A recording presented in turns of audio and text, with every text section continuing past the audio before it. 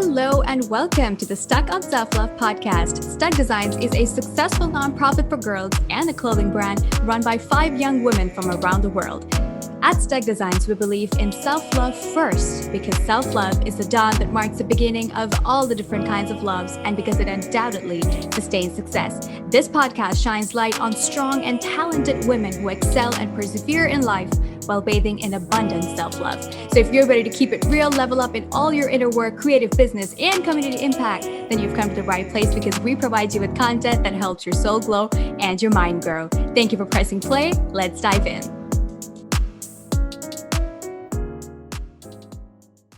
Hey, STUK community, STUK founder Brett here, back again with another episode.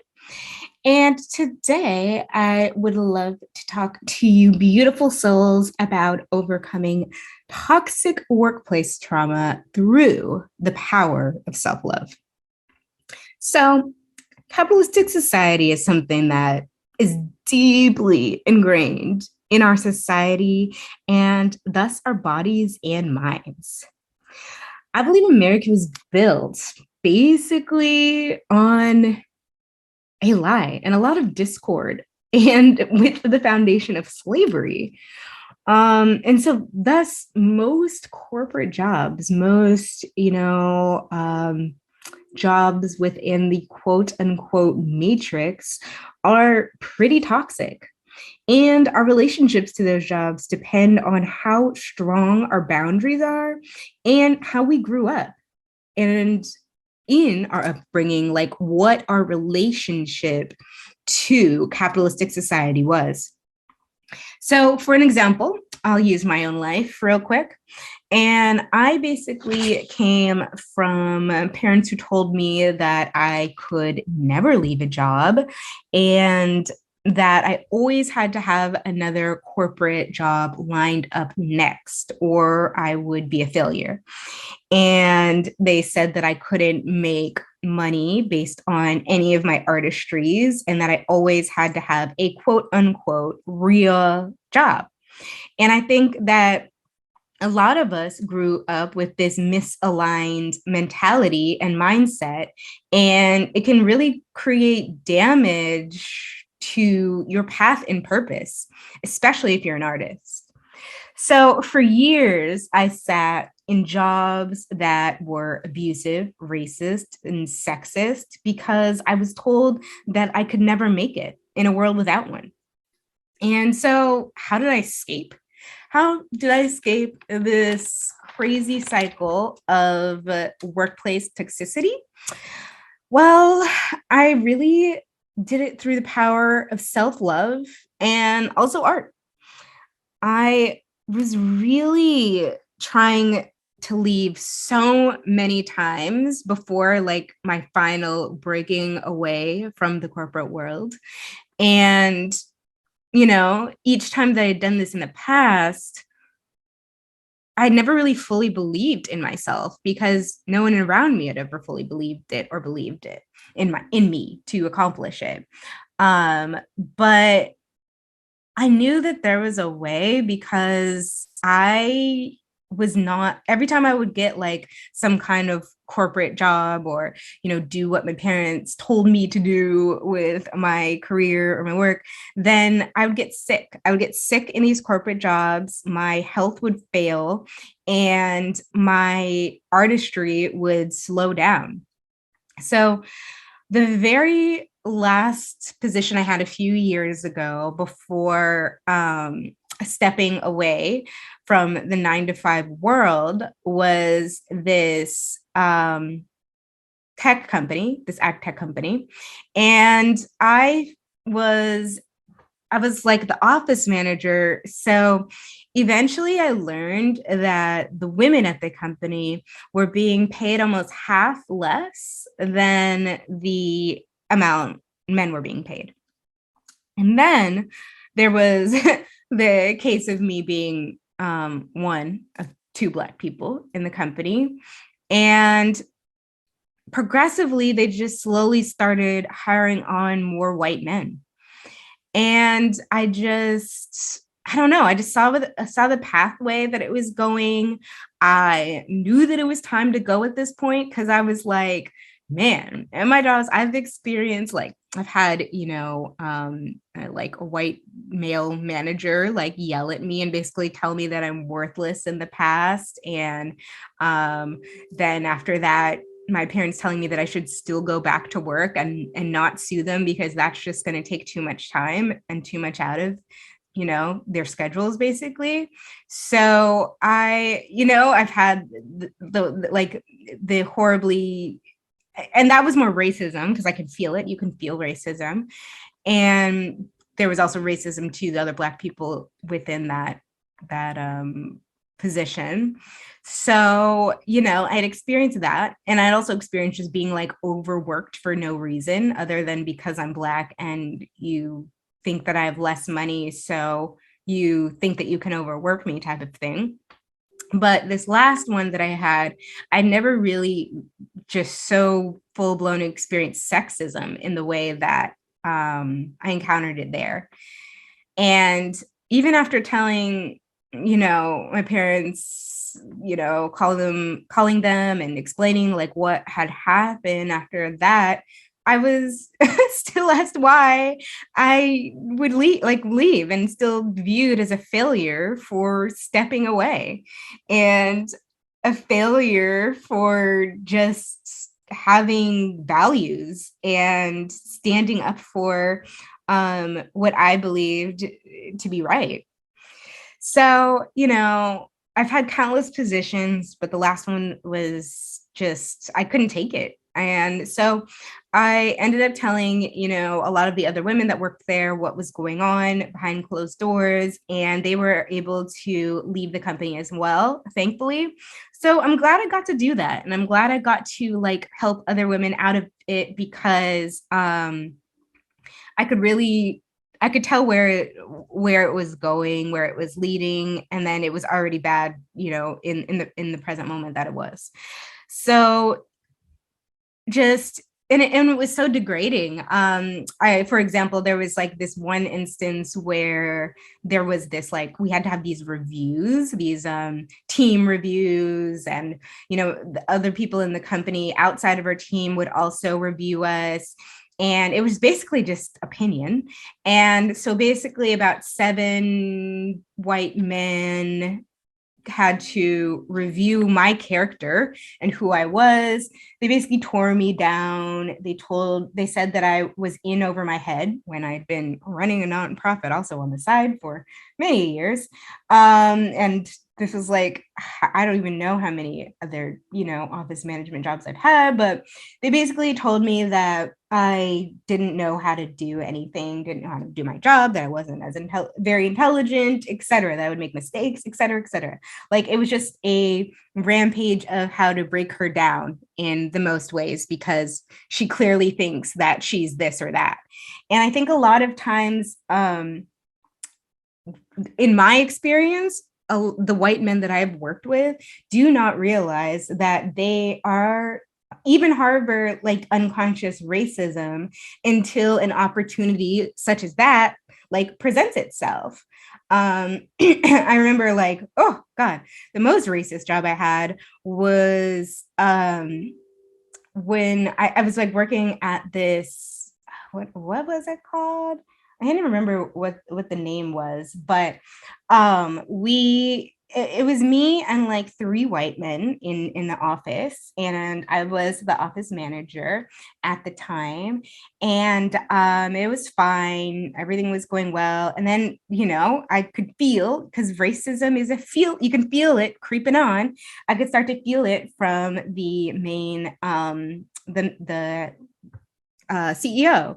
And he would just start putting more and more work on me, demanding crazy things like me do auditing for them and me doing all this crazy, like just busy work so that I couldn't on the side do any of my own things anymore. And after I walked away from that job, he harassed me via email and was like, I know you were working on your own things on the side while you were at my job, and would just like say all these crazy things in emails. I'd end up blocking him.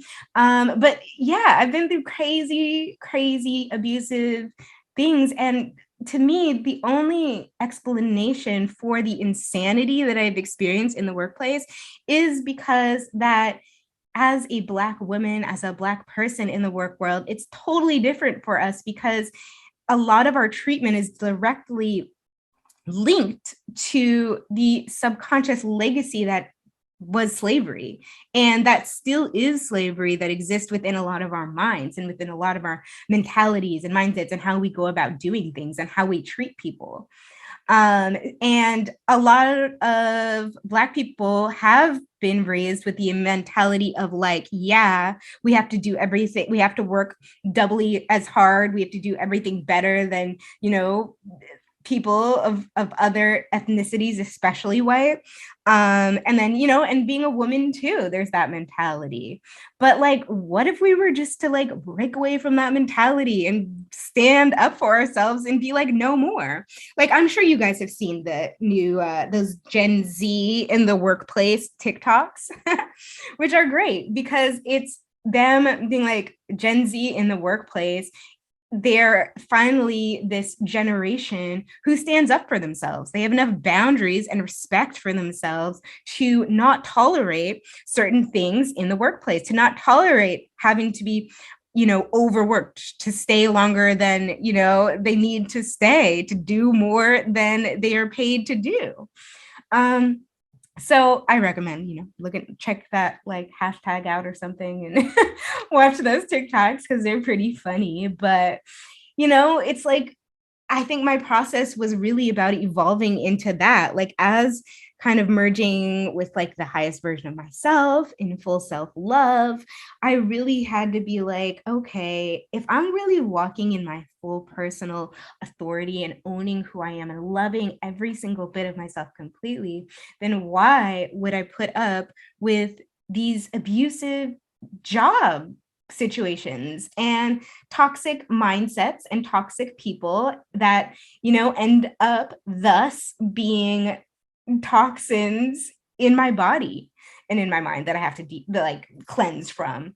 So, I reworked my life basically, because oh gosh, it's just capitalism is so deeply ingrained with each of us, and we don't realize how if you do leave a job, you finally exit out of something, then yes, it's a huge detox. It's like you have to cleanse yourself of these misaligned and misguided thought principles that we've been told. We've been told to just hustle, hustle, hustle, to work, work, work all the time, to struggle because that's a part of life, to, have to suffer because that's a part of, making it in the work world and whatever. And maybe those things might happen along your path, but that does not have to be the norm. That does not have to be what you're expecting. Like, so I, broke away, went off on my own, but then I knew, all right, this is going to be a detoxing process that probably won't be so easy. So I began it with meditating, and I just started meditating every day, and I really have never stopped.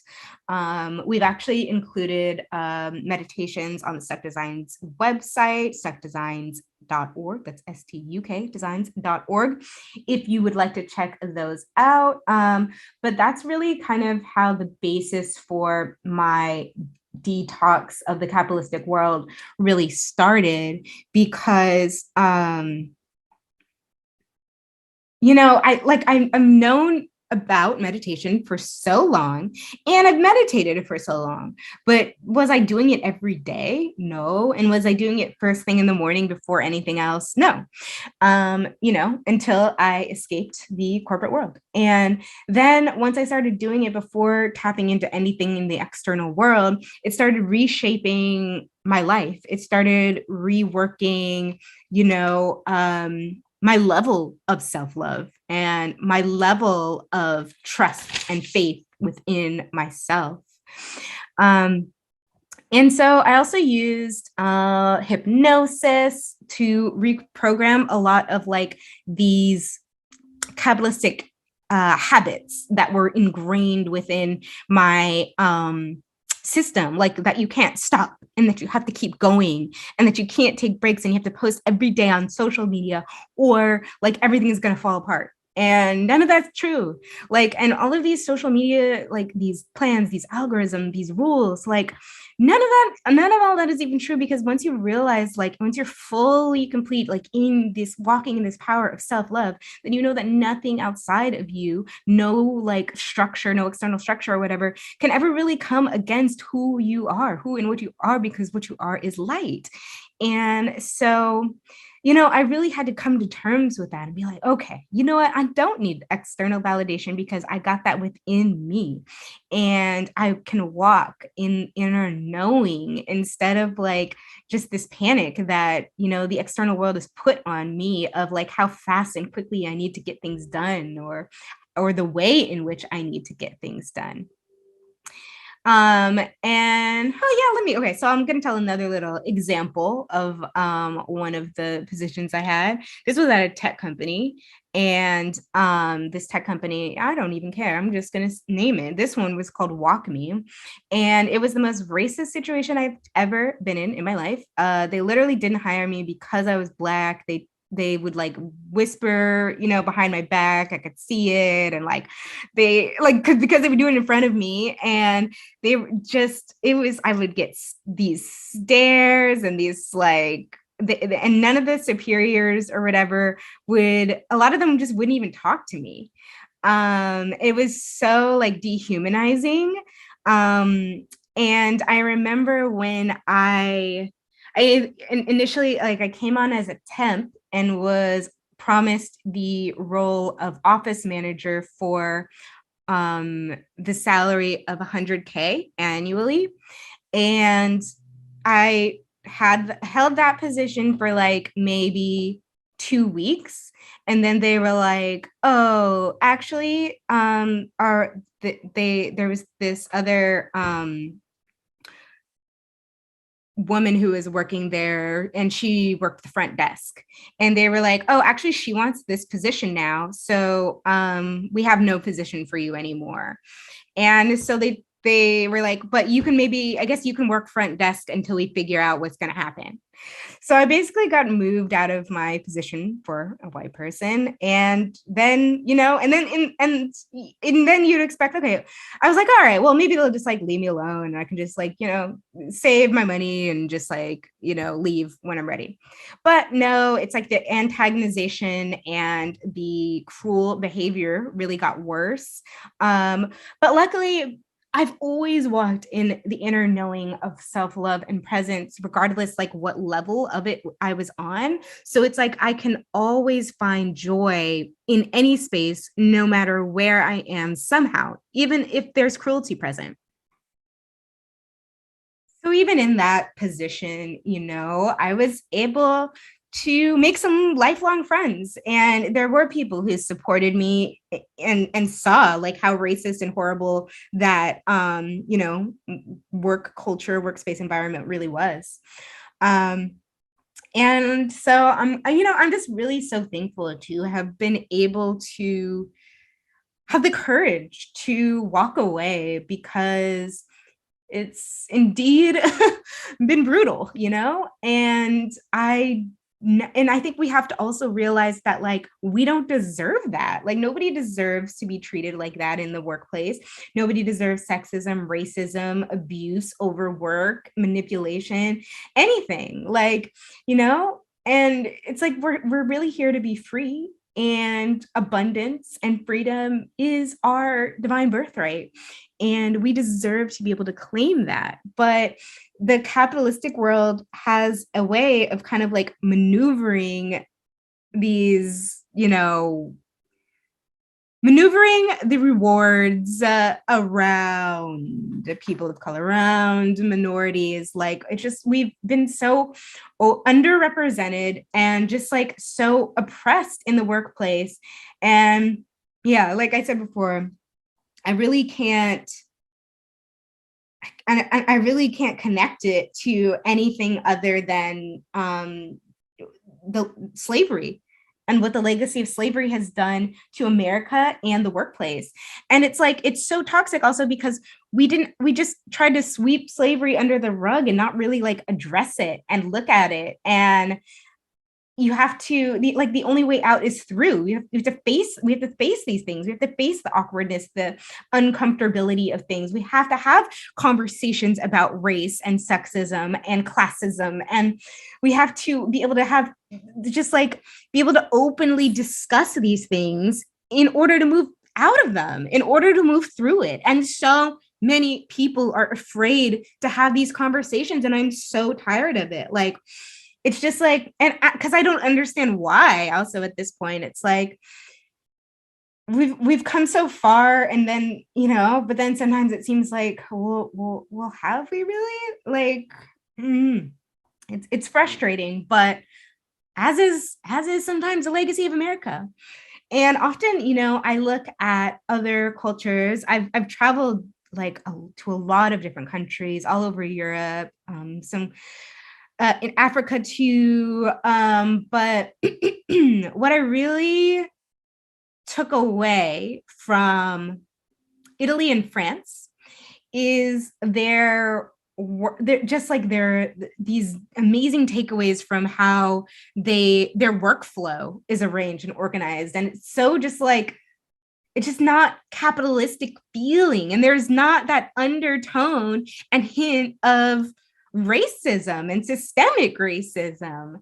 And it's just like, it's just such a more free feeling. And like in Italy, there is this phrase, please forgive me if I am butchering the pronunciation, but I think it's doce de farniente. But it's like the sweetness of doing nothing. And that's truly what they believe in, like the ability and the freedom to embrace that, because we all should have this sweetness and the ability to have the sweetness of doing nothing, of being in bliss, doing nothing, because we deserve that. We each, it's like a human right. It should be. And then, in France, like, yeah, and they summer and take months off of work. And I thought that was beautiful as well. Oh yeah, and when I was in Sweden, I remember we were trying to shop at a retail store, and it was winter, and they were like, "Oh no, we're closing early. We have winter hours." And in Sweden, I forget what it's called, but during the wintertime, they basically have this thing. I think it translates into something with cozy, the word cozy, but it's like they just go home and they chill and they get cozy with their families and friends and stay in and embrace the sweetness of doing nothing. And they take, I want to say maybe like they get Sundays off. Sundays is not a work day in Sweden. But it's a similar kind of philosophy of more freedom and just like flowing through life in a just more blissful way. And it's just like, and this is a concept that I probably would have never understood until traveling out of America, because so many Americans are like literally chained into this mindset of overwork, overproducing to receive validation, being obsessed with money, obsessed with accomplishments, obsessed with the concept of success. When to me, it's like the real, factor of success, or like the real definition of success, is really like happiness. It's like, I believe that I am only successful to the degree in which I'm happy. And if I'm not happy and if I'm not feeling joy, like, how is that successful? But Americans have this mindset of like, that can be success, even if you're miserable, grinding, hustling to get there, like struggling, giving your whole life, giving everything that is within you. And like, then you might deserve success. or then you might be worthy of success. But what if we never had to like earn or make ourselves worthy for success in the first place? What if we were always worthy of that and it was always our birthright? Because it is. And because that's a reality, but like we were literally cheated and enslaved out of that freedom, you know, as Black people. And then, you know, that kind of harsh slavery structure just spread in so many different areas of American culture.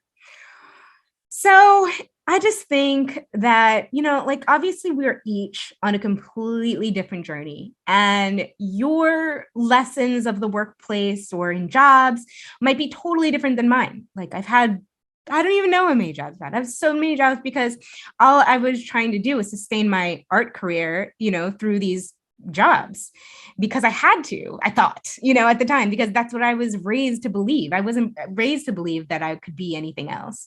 And so I had to stand up on my own, and thank God I was able to travel and see and learn from other people and learn from, you know, new perspectives, because that opened my mind and really gave me the freedom to know that I'm worth it, to know that I am possible, to know that I am limitless.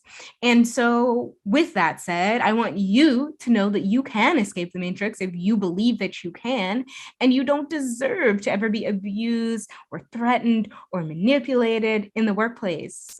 You are powerful, and like you got this, but you got to know it is a thing, and try to only think about the things that, you know, you want, and try to think like, like, well, what if this does work out perfectly and exactly how I want it? Like, because that can be too. But, you know, and so don't let the negativity and the fear-based rhetoric and propaganda that has become a lot of what American culture is, like sway you or stop you from doing what you love, because it is so possible to do the thing that you love. Like systems cannot stop you from loving, from being in joy. And please know that self-love is the most powerful healing tool there is, especially in recovering from workplace trauma, because it requires so much self-forgiveness. You have to forgive yourself for what you allowed, for the lack of boundaries that you had in the workplace. And just know that, you know, it is your right to have to be financially free, to have money, to have the freedom of time, to be able to embrace your spirituality or your gifts or whatever you want to embrace. And it is you deserve to be able to travel and to go places and to try new things and to meet new people. And you don't deserve to have to grind your life away and never have any time. Because, you know, at the tail end of like, you know, when I was in the capitalistic world, I really realized like, wow, it's like these people spend more time working and on work with and then they do with their own families. And that's so much what I experienced growing up, because like all my parents really cared about was work. They weren't present with us. They didn't actively listen to us. They don't really know us. And so like, and I say us, I mean me and my brother. And I have a sister too, but she's my half sister. So, but it's just like, yeah. And when you don't take time to just sit in this stillness and to like really like realize, hey, you know what? No matter what external circumstances are presenting themselves or what people are saying or doing, like I have this freedom that is within me because I am this like ever expanding light. And so, you know, it's just, it's hard kind of addressing the harsh realities of what, you know, America is. I think like, white people have definitely exploited Black labor since America was founded. It is, in fact, how it, in essence, came to be. And if you really think about it, that really, what does that mean? That Black people literally built this country and have the right to ownership in this country. So, you know, I just say that hopefully the only way is up from here. You know what? I'm not even going to say hopefully, because it's like we got to get beyond hope even. We got to get beyond believing even. And we got to know our potential. We have to know that it is our right to thrive, to live, to succeed in bold and brilliant self-love and artistry, or whatever you want to do. And just love yourself first. And I promise you that so much will follow and aligned. Find the love you seek by first finding the love within yourself. And that can apply to the workplace too. All right, guys, that's all I got for today. I hope you have a beautiful, day, afternoon, evening, night, wherever you are in the world, time, space, or realm that you're in. I'm sending you so much joyful love. And I hope wherever you are in this present moment that your heart is so full and that you can just really activate that pure potential within you to know that you got this and you can do this. Like, you can do what you need to make your soul glow and make your heart feel light. Hey, beautiful people! We at STUK Designs have begun our crowdfunding campaign with iFund Women supported by Caress.